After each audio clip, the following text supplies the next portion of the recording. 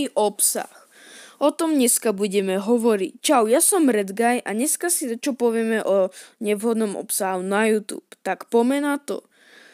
Všetko začína v 2016, kde sa extrémne objavovali divné videá z Disney alebo Pixar rozprávkami.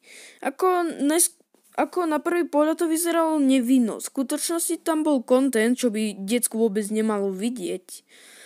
Tomuto fenoménu začali ľudia hovoriť Elzagate.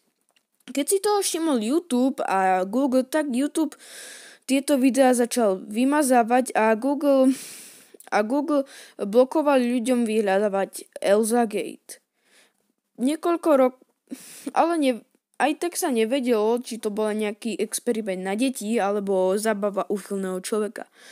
Ale niekoľko rokov bol svätý pokoj. Až keď potom dnešní tvorcovia zistili, že keď tento content budú robiť, tak za to budú dostávať veľa peňazí. Tak začali robiť tieto videá.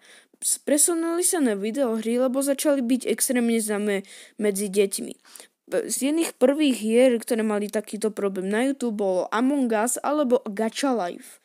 Keď tieto dve značky obidve padli, tak tvorcovia prestali robiť videá, lebo by to nikoho nebavilo, aby nedostávali veľa peňazí.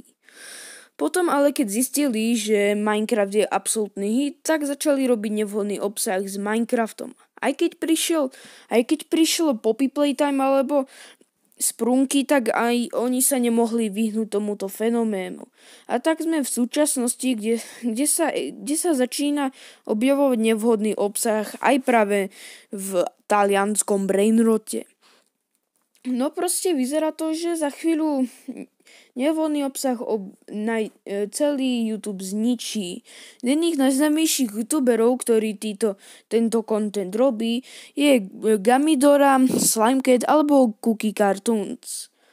A jak mám vlastne toto video ukončiť? Asi nejak takto. YouTube je pre mňa dobrá, super platforma.